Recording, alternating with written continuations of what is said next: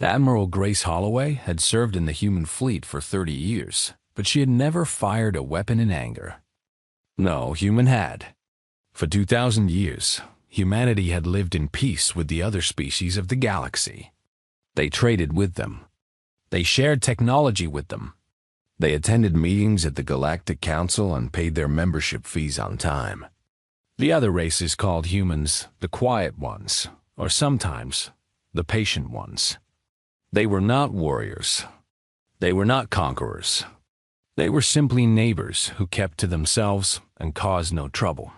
Grace was reviewing supply reports aboard her carrier, the Resolute Dawn, when everything changed.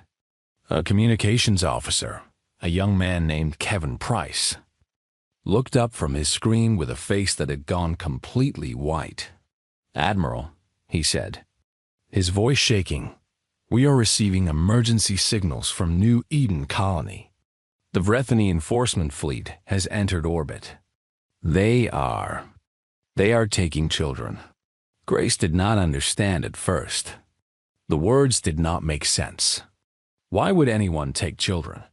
But as more reports came in, the terrible truth became clear. The Galactic Council had decided that human children were dangerous. They had voted to remove all human children between the ages of 4 and 12 from their families. The children would be taken to council facilities for something called cultural correction.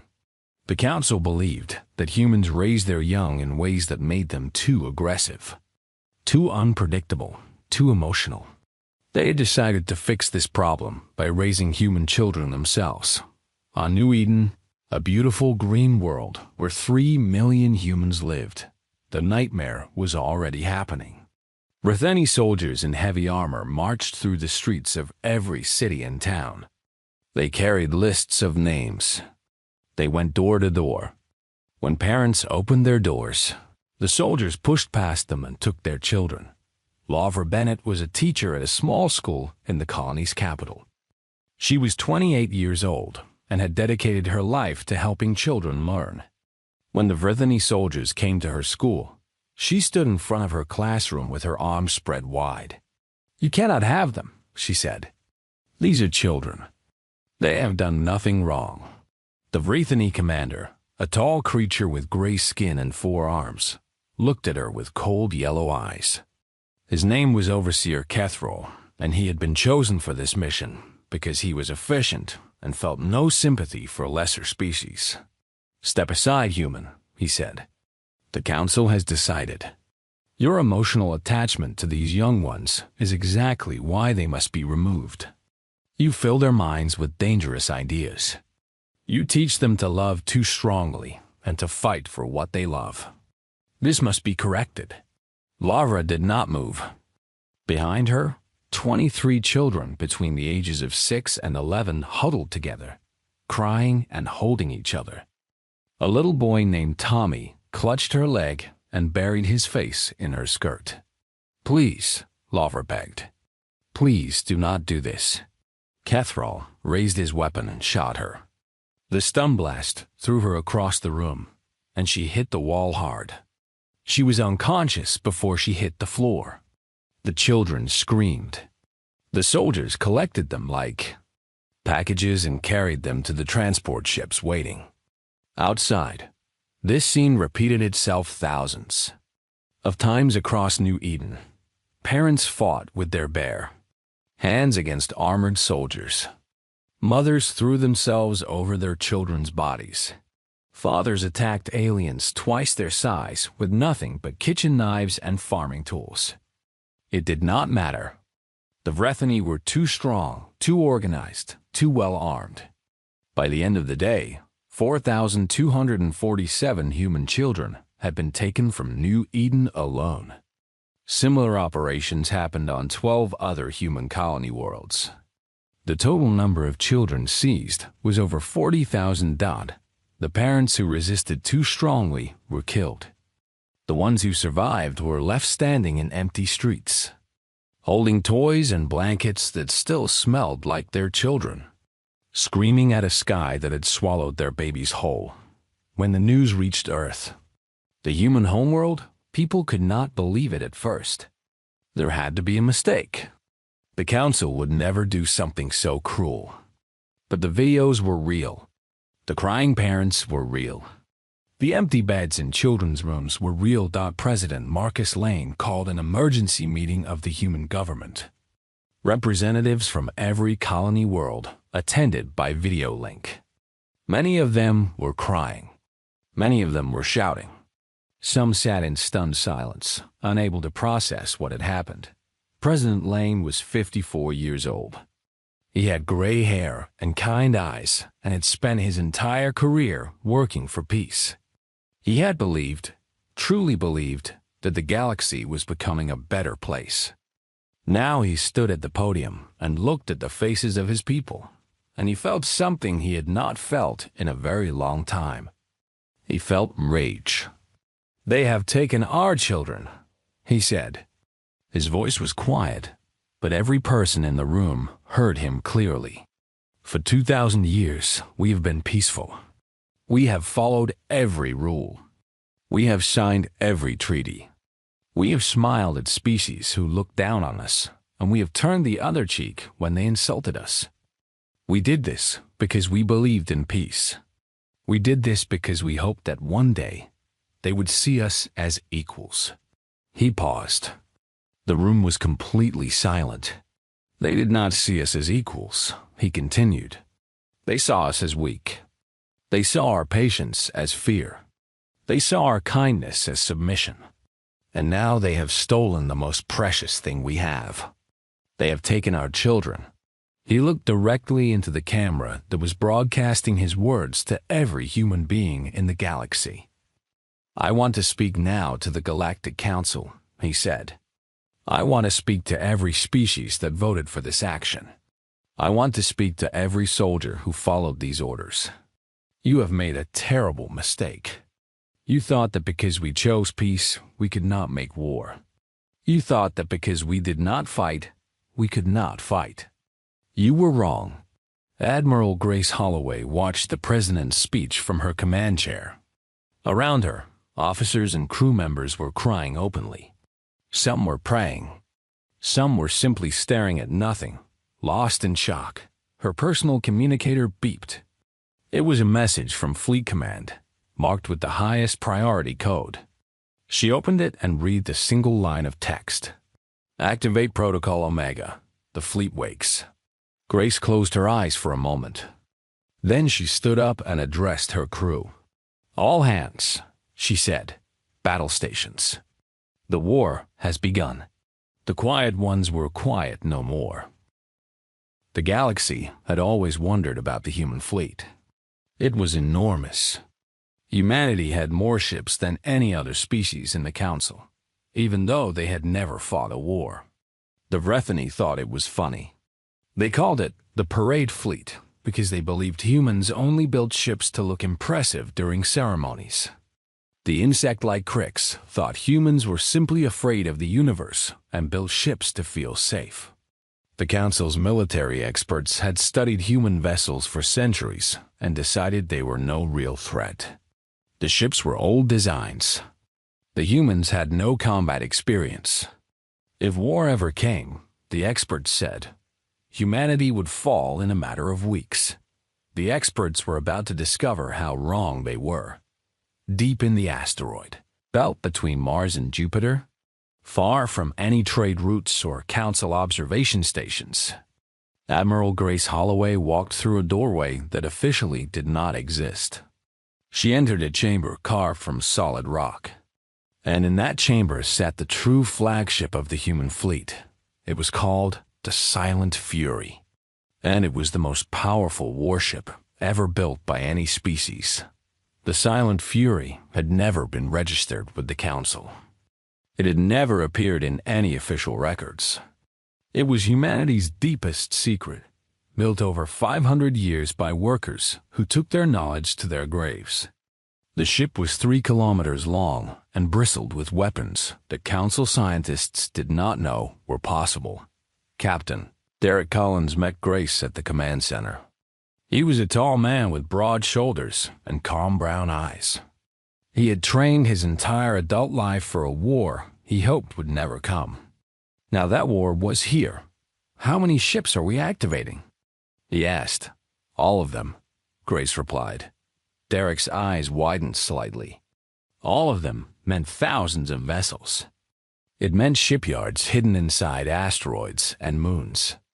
It meant factory worlds that had pretended to make farming equipment for centuries while actually building weapons. It meant military bases disguised as research stations, training facilities hidden inside mining operations, and soldiers who had spent their careers preparing in secret. Humanity had been playing a very long game on a moon orbiting Neptune. Commander Nicole Harper received her activation orders. She led the 14th Orbital Drop Division, a unit of ground soldiers trained to drop from space directly onto enemy targets. Her soldiers were the best of the best, chosen from millions of applicants and trained until they could fight in their sleep. None of them had ever seen real combat. All of them were ready. Nicole gathered her troops in the landing bay. They were young men and women with determined faces, wearing the black armor of the Drop Division. Many of them had family members among the stolen children. All of them had watched the videos from New Eden. The Council thinks we have been sleeping, Nicole told them. They think 2,000 years of peace made us soft and weak. They are about to learn the truth. We were not sleeping. We were waiting. We were preparing. We were building something they cannot imagine.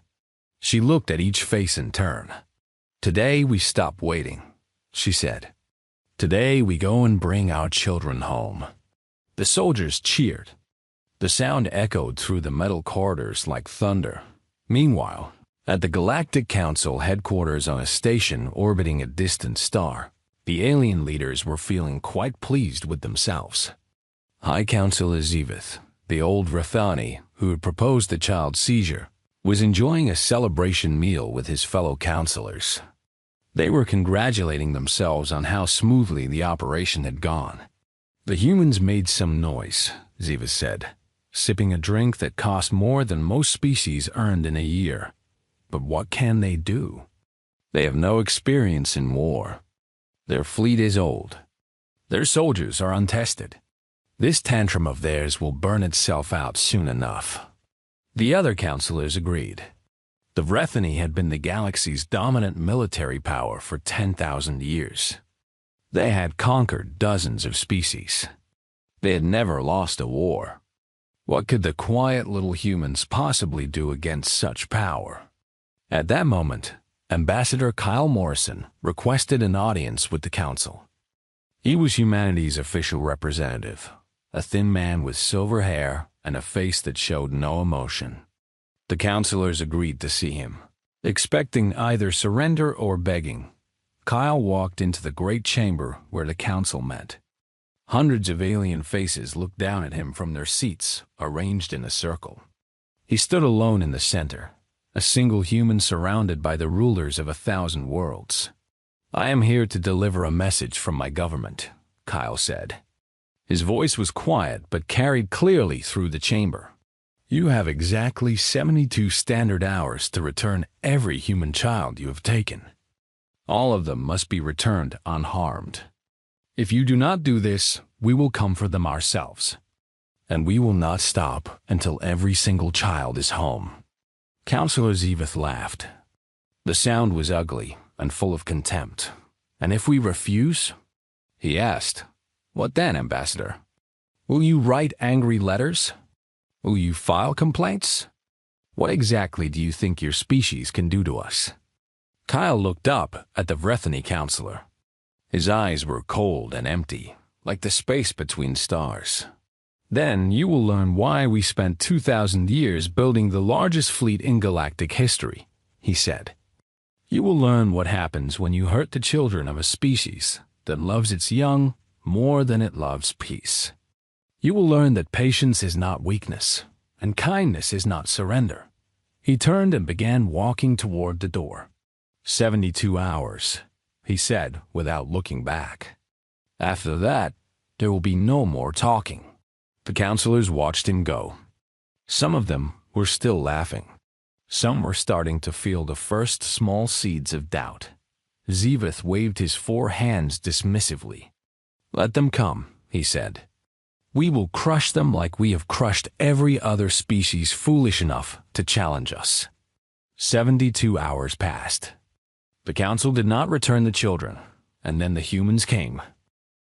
The human attack began at exactly 6 o'clock in the morning, Galactic Standard Time, but it did not begin in one place.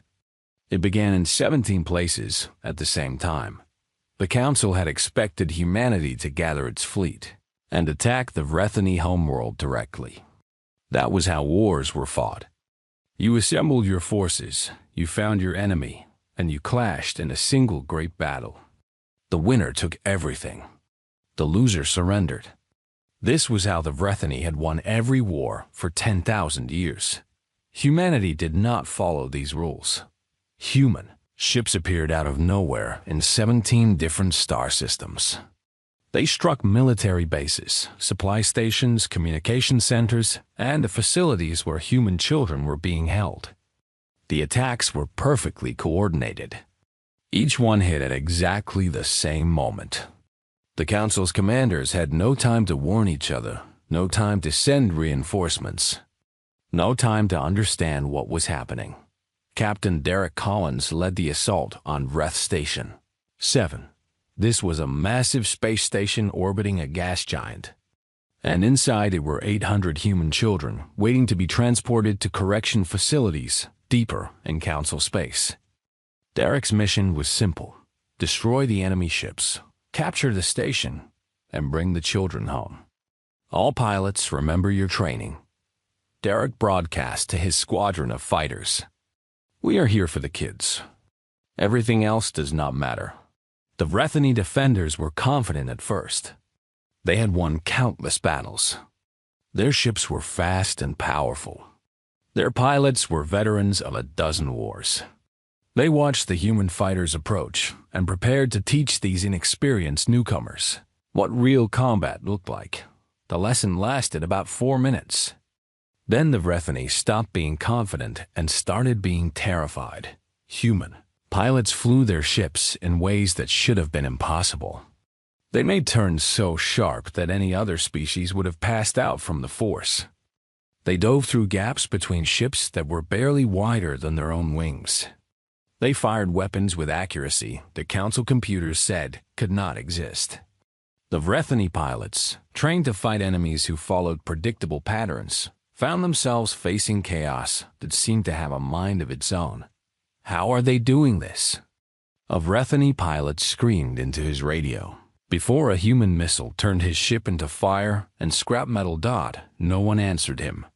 Inside the station, Commander Nicole Harper led her drop troops through the breach points. Her soldiers had blasted 7 holes through the station's hull and poured inside like water through a broken dam. They moved in perfect coordination, each team knowing exactly where to go and what to do. The Vrethany guards fought hard. They were big and strong and well-armed, but they had been trained to fight enemies who were afraid of them. They did not know how to fight enemies who seemed to feel no fear at all. Private First Class Danny Morris was only 19 years old. He had joined the military because his little sister had been taken from their home on a colony world called New Hope. She was 7 years old and loved to draw pictures of animals and flowers. The last time Danny saw her, she was crying and reaching for him as Vrethany. Soldiers carried her away. Danny had not slept more than a few hours since that day. He had trained harder than anyone in his unit. He had memorized every corridor of Vreth Station 7. He knew exactly where the children were being held. When his team reached the detention area, they found a Vrethany guard using a human girl as a shield. The guard was holding her in front of his body, his weapon pointed at the soldiers. "Drop your weapons or I will kill this one," the guard said. His voice was calm. He had done this before. Danny did not drop his weapon. Instead, he took a breath, steadied his hands, and fired a single shot through a gap in the guard's armor that was no wider than 3 centimeters. The guard fell. The little girl ran forward, crying and screaming. Danny caught her in his arms. She was perhaps 6 years old, with brown hair and big green eyes filled with tears. "I want my mommy," she sobbed into his shoulder. "I know, sweetheart," Danny said. His own eyes were wet. "We are taking you home." All across the station, similar scenes played out. Human soldiers found children huddled in cells and dormitories. They found kids who had been separated from their families for weeks, who had been told they would never see their parents again, who had started to believe that no one was coming for them. The soldiers told them the truth. Help had come. They were going home. Outside the station, the space battle was ending. The Vrethany fleet that had guarded this sector was burning. Human ships moved through the wreckage, hunting down any vessel that tried to escape. Admiral Grace Holloway watched the reports come in from her command center aboard the Silent Fury. 17 simultaneous attacks. 17 victories. Thousands of children rescued. The war was only a few hours old, and humanity was already winning. But Grace knew this was just the beginning. The Council had thousands of ships spread across the galaxy. The Vrethany homeworld was defended by the largest military force any species had ever assembled. And there were still tens of thousands of human children waiting to be saved. "Admiral," Lieutenant Kevin Price reported, "we are receiving a communication from the Crix Collective. They want to talk." Grace raised an eyebrow. The Crix were an insect-like species that had stayed neutral in Council politics for thousands of years.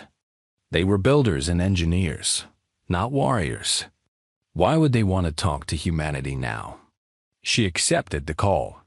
A Crix face appeared on her screen, all compound eyes and clicking mandibles.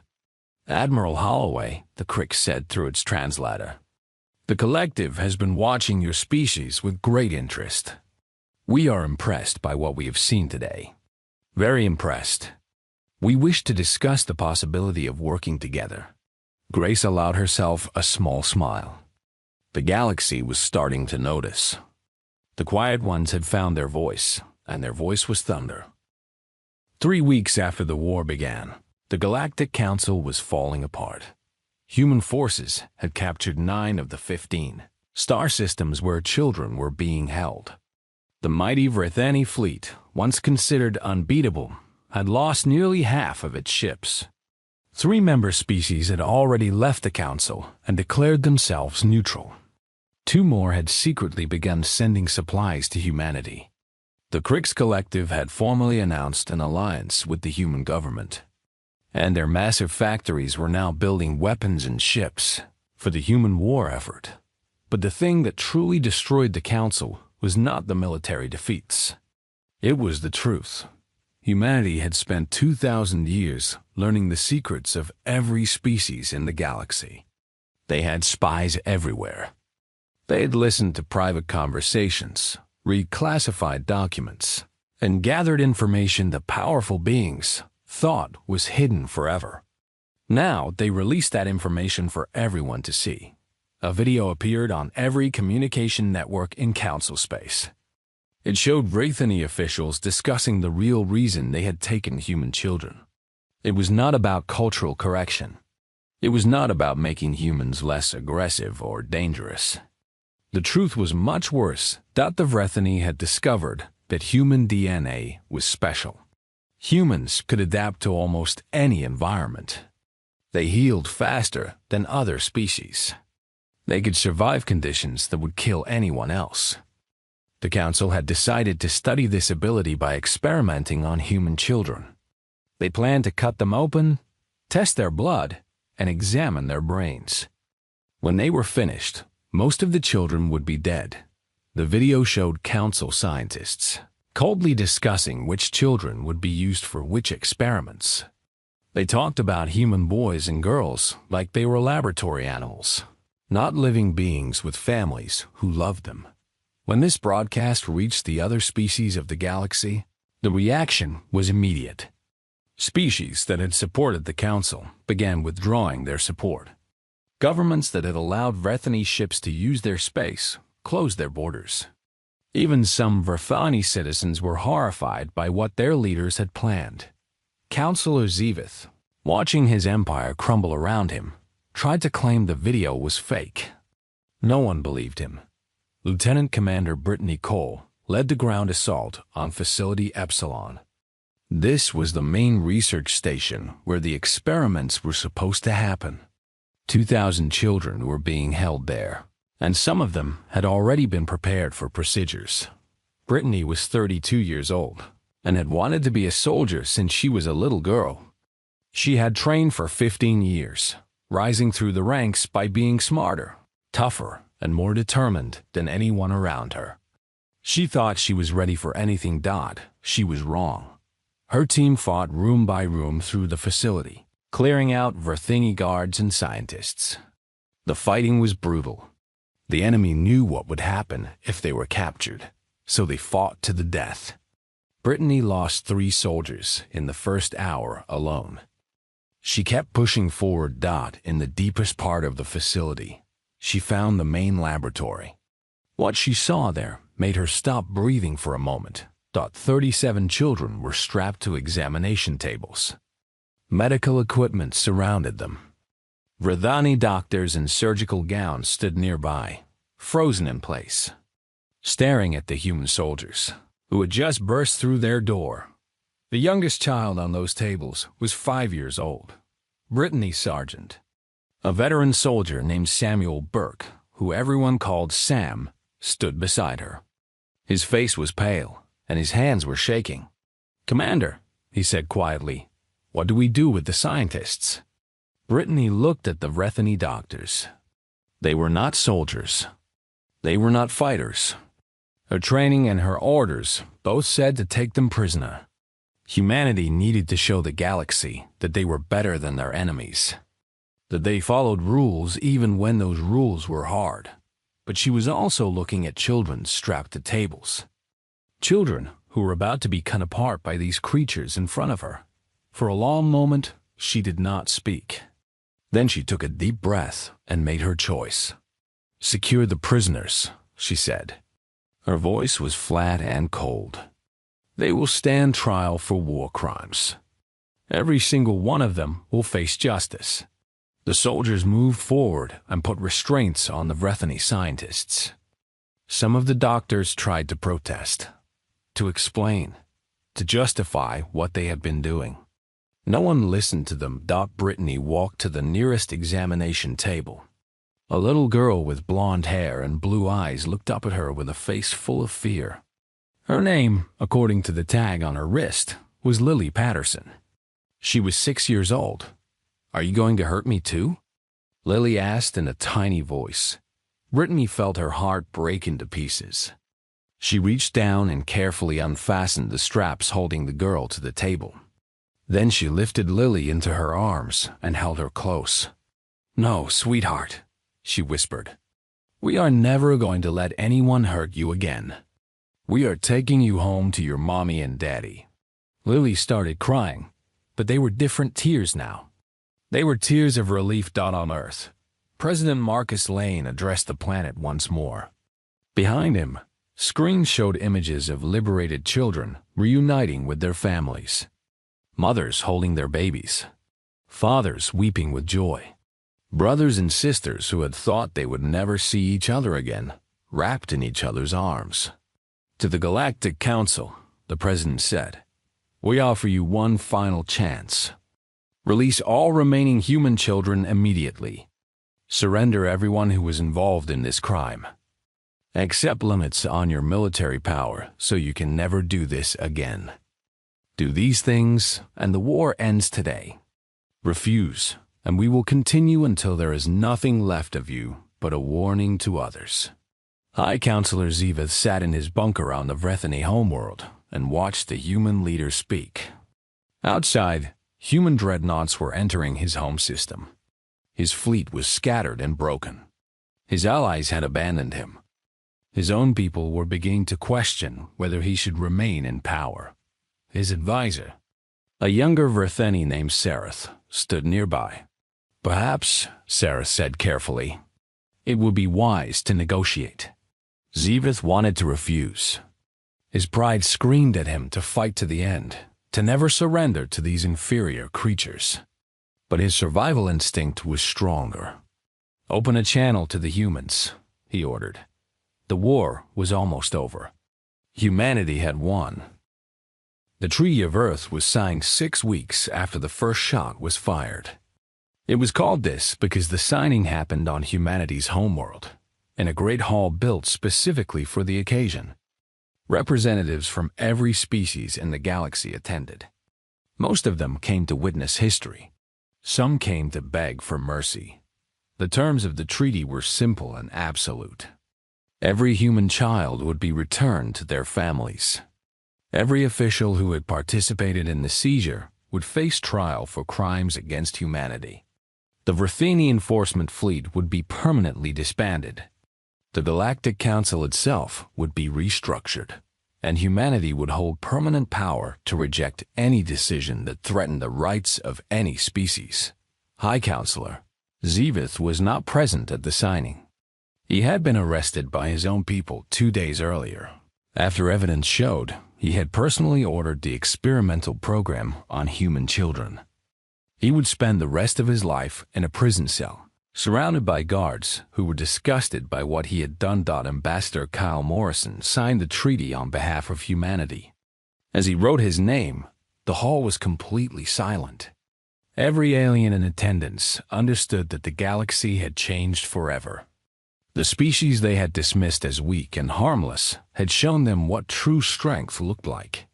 Admiral Grace Holloway did not attend the signing ceremony. She remained aboard the Silent Fury, watching from orbit as transport ships carried the last groups of children back to Earth. 40,312 children had been taken. Every single one was coming home. Captain Derek Collins found her on the observation deck, staring out at the stars. "The President wants you at the ceremony," Derek said. "You are a hero. Everyone wants to celebrate you." Grace shook her head slowly. "I do not feel like a hero," she said. "I feel tired. I feel sad. I feel angry at a galaxy that made this war necessary." "We won," Derek reminded her. "The children are safe." "Yes," Grace agreed. "But think about what we had to do to make that happen. Think about the Vertheni ships we destroyed, the soldiers we killed, the cities we threatened. We proved that we are capable of terrible violence when pushed hard enough. The galaxy will never look at us the same way again." Derek stood beside her in silence for a moment. "Is that a bad thing?" he asked finally. Grace thought about it for a long time before answering. "I do not know," she said honestly. "I hope not. I hope that what the galaxy remembers is not just our power, but our restraint. We could have destroyed the Vertheni completely. We could have burned their worlds and ended their species. We did not do that. We stopped when the children were safe. We offered mercy to those who had shown us none." She turned to face him. "That is what I want the galaxy to remember," she said. "Not that we are dangerous, but that we are dangerous and chose to be kind anyway." On Earth, the celebrations lasted for days. Families who had been torn apart were whole again. Children who had been terrified and alone were back in the arms of parents who loved them.